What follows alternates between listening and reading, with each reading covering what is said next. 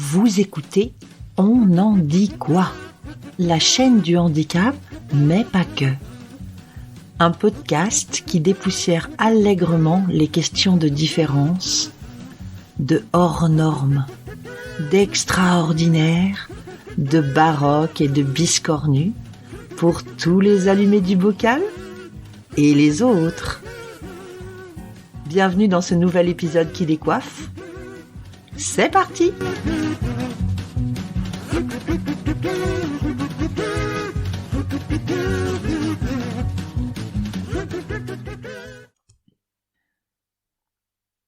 Salut les petits extras! Aujourd'hui, je vous parle de nos chères petites têtes blondes, et plus particulièrement de l'impact de la pop culture pour sensibiliser les plus jeunes à la différence. Titre de cet épisode, Pop culture et handicap, l'enfance de l'art. Parler du handicap et de la différence aux enfants est loin d'être nouveau. Tout débute par la littérature. Initialement, le but des écrits pour la jeunesse est de former et de modeler la pensée, plutôt comme aujourd'hui que d'informer et d'ouvrir les esprits. Les premiers écrits retrouvés destinés aux enfants datent du XIIe siècle au Japon, mais les livres sont réservés aux grands bourgeois et élites jusqu'au milieu du XXe siècle. Si Charles Perrault, la comtesse de Ségur ou Lewis Carroll ont bien écrit et à de maintes reprises sur le sujet de la différence, la démocratisation du thème se fait bien plus récemment avec le boom de la pop culture, l'arrivée des premiers téléviseurs, des librairies jeunesse dédiées, du street art, d'internet ou des jeux vidéo. La vraie pop culture, celle qui démocratise le savoir dès le plus jeune âge, est née il y a tout juste 40 ans. À l'époque, j'ai 10 ans et je rentre en 6e. Eh oui, je suis une enfant de la télé, née à la fin des années 60. Dans les émissions pour enfants, la singularité des personnages se démocratise à cette époque. Les monstres gentils comme Casimir, Hippolyte, Ernest ou Bart font leur apparition pour mon plus grand plaisir. Dans les dessins animés, on commence aussi à évoquer la différence, avec Rémi sans famille ou Princesse Sarah, des dessins animés où chaque épisode me fait littéralement fondre en larmes. C'est le but recherché puisque la différence, l'exclusion et la pauvreté doivent faire pleurer dans les chaumières. Et ça marche. Mais pour le thème du handicap, c'est plus timide. Il y est traité comme un second rôle, et souvent avec la seule image, évidemment, du fauteuil roulant. Comme Clara, par exemple, la copine d'Heidi, ou Susanna, la rivale de Candy, amoureuse elle aussi du beau et ténébreux Terence Grantchester, alias Terry. Vous vous souvenez ceux qui ont mon âge ? Au pays de Candy, comme dans tous les pays, on s'amuse, on pleure, on rit, il y a des méchants et des gentils. Bon bref. C'est au milieu des années 80 qu'apparaît enfin une héroïne handi à part entière. C'est Clémentine, une petite fille de 10 ans qui perd l'usage de ses jambes suite à un accident d'avion. Je suis déjà grande, mais je regarde en cachette ce dessin animé dont je suis fan. Encore un petit coup de chanson ? Clémentine, quand tu fermes les yeux, tu devines le merveilleux.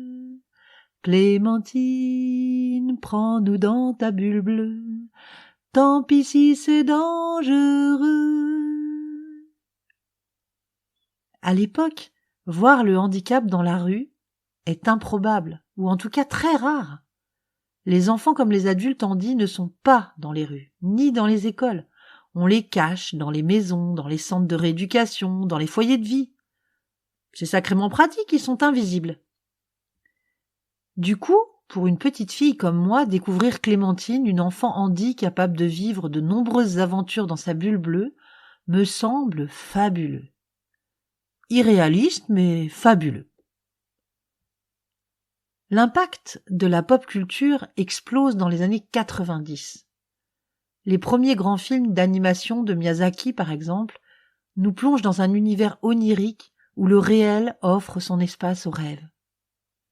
Le genre animé prend une place majeure et s'adresse à tous les publics. Les enfants, évidemment, sont toujours fans, mais grande nouveauté, leurs parents découvrent le monde de l'animation et le second degré philosophique des films. En 96, la sortie en France du Tombeau des Lucioles, un film noir et cruel sur le thème de la guerre, est même peu adapté au jeune public.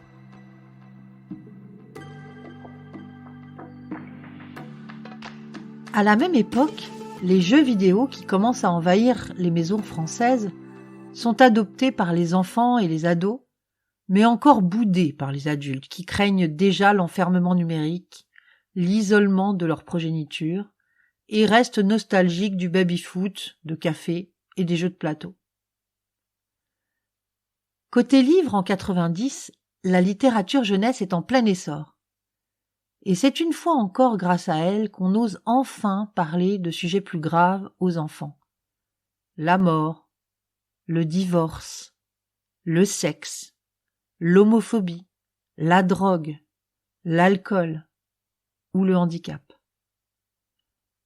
Entre la fin des années 90 et le milieu des années 2000, seuls les auteurs jeunesse considèrent vraiment les enfants comme des personnes à part entière qui méritent qu'on leur parle vrai, de tous les sujets possibles. Simplifier sans bêtifier, c'est faisable. Le livre jeunesse joue bien dans la cour des grands, comme l'explique le très bel article de Lina dans la revue des médias. Bien sûr, je vous glisse le lien et bien d'autres sur le descriptif écrit de cet épisode.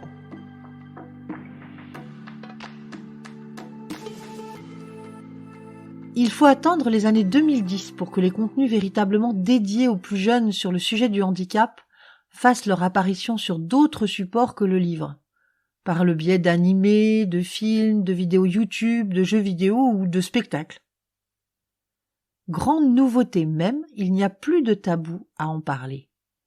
De la dyslexie au polyhandicap, de la trisomie au syndrome Gilles de la Tourette, de la maladie invalidante aux troubles sensoriels, on trouve aujourd'hui des contenus, et ce dès le plus jeune âge. Exit le seul fauteuil roulant comme image du handicap, comme dans mon enfance. La création de YouTube en 2005 y est évidemment pour beaucoup. Par exemple, Le secret de Maël, une courte vidéo animée sur YouTube, permet de découvrir le syndrome génétique d'Angelman, une maladie génétique rare qui concerne un enfant sur 15 000 en France et entraîne un handicap mental et moteur lourd. Particularité surprenante de cette pathologie, les personnes atteintes rient beaucoup. Second exemple, Mon ami Tom, une vidéo encore, qui met en scène l'arrivée de Tom, autiste, dans l'école de Loïse, 9 ans, et la découverte pour les enfants de la classe des particularités de Tom, sensorielles, sociales et intellectuelles. La littérature qui n'est jamais en reste s'étoffe encore de nouveaux titres, et même d'éditeurs dédiés, comme Livre Access ou Signe de Sens. Certains éditeurs surfent également sur la vague du livre audio comme Audible, qui est racheté par le géant Amazon en 2008.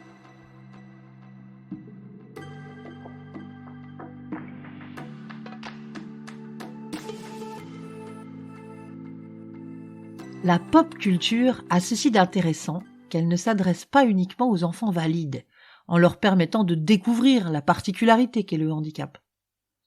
Il arrive que le sujet soit inversé et qu'il soit traité pour que l'enfant handicapé puisse aussi réfléchir sur sa place et son rôle. Souvent, dans ce cas, c'est un élément perturbateur qui provoque la prise de conscience, puis le parcours initiatique de recherche et d'acceptation de soi. Un exemple, le livre Mimi l'oreille de Grégoire Solotareff aux éditions L'École des loisirs. C'est l'histoire d'un lapin qui s'appelle Mimi et qui est né avec une seule oreille. Vers l'âge de 7 ans, Mimi décide d'être comme tout le monde, pour être plus beau, mais aussi pour mieux entendre et comprendre le monde. Il va voir un docteur, qui n'a pas d'oreille pour lui, évidemment. Mimi entreprend donc un long voyage à la recherche d'une oreille et de lui-même au fil de ses rencontres. Le hérisson borgne, l'âne bègue, le renard filou et la souris couturière. Dans ce livre, Mimi est confrontée à sa différence. Le chemin initiatique lui permet petit à petit de comprendre que sa singularité n'est un problème que pour lui finalement.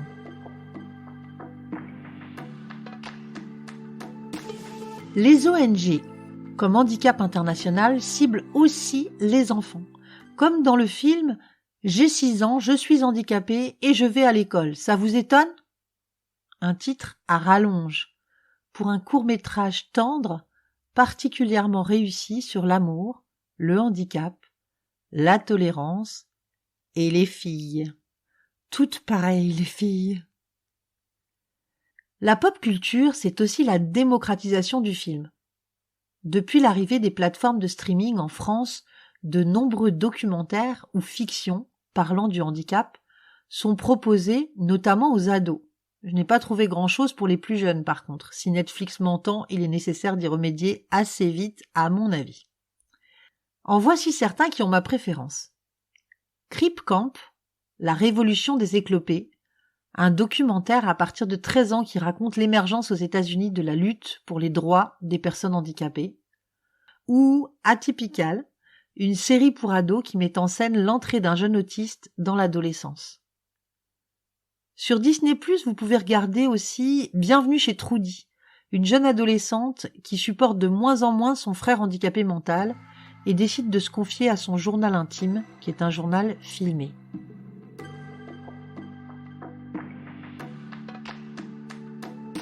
Un autre vecteur intéressant qui peut toucher les plus jeunes est l'art, et particulièrement le street art, car il est accessible à tous et partout sans qu'il soit nécessaire d'entrer dans une galerie ou dans un musée. Prochainement, je vous proposerai d'ailleurs un épisode dédié au street art et à la place qu'il réserve au handicap. Mais patience les amis, aujourd'hui, restons concentrés sur les enfants. En dehors du street art, voici 2 artistes contemporains très chouettes que les enfants et les grands peuvent découvrir. Le premier est Idan Zareski. Il est sculpteur et réalise toutes ses sculptures humaines avec des pieds immenses. Ses œuvres sont en résine de couleur ou en bronze et elles ont l'avantage d'interpeller les plus jeunes et de les amuser. La devise de cet artiste est la suivante. Nos pieds nous relient à la terre et à travers toutes nos différences, on n'a qu'un seul monde, notre terre, le vaisseau qui nous réunit tous. Joliment dit, non ? Le second artiste est une femme, Sarah Talbi. Elle ne peint pas la différence, mais sa propre singularité fait d'elle une artiste hors norme. Elle est belge, née sans bras, et elle dessine et peint avec ses pieds. Si, c'est possible. J'ai eu la chance de la rencontrer récemment à Namur. C'est une sacrée nana à découvrir.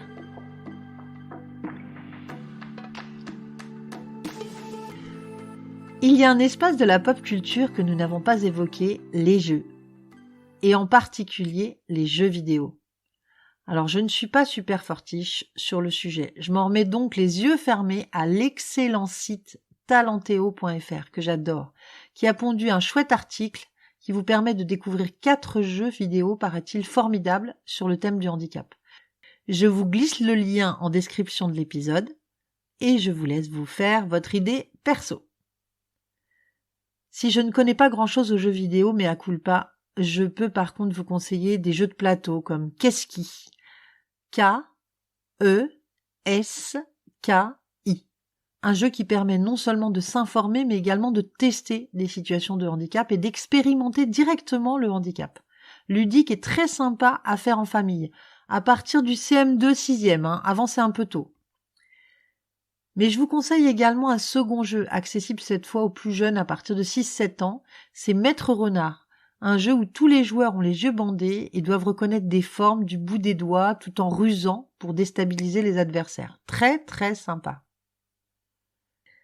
L'avantage avec la pop culture, c'est qu'elle n'est pas réservée à une élite et qu'elle s'étoffe tous les jours un peu plus. Dans cet épisode, j'ai dû faire des choix, bien sûr, mais il existe un nombre incalculable de possibilités pour ouvrir les yeux de nos petits sur la différence et leur permettre d'apprivoiser les singularités de chacun. Particulièrement sur ce sujet, j'attends donc vos retours, idées personnelles et liens web pour étoffer cet épisode.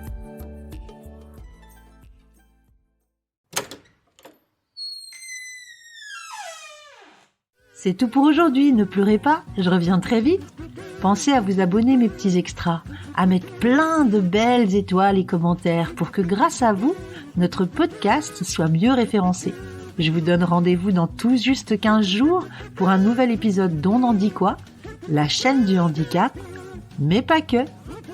Alors de quoi va-t-on parler ? Culture ? Coup de gueule ? Témoignage ? Science ? Surprise!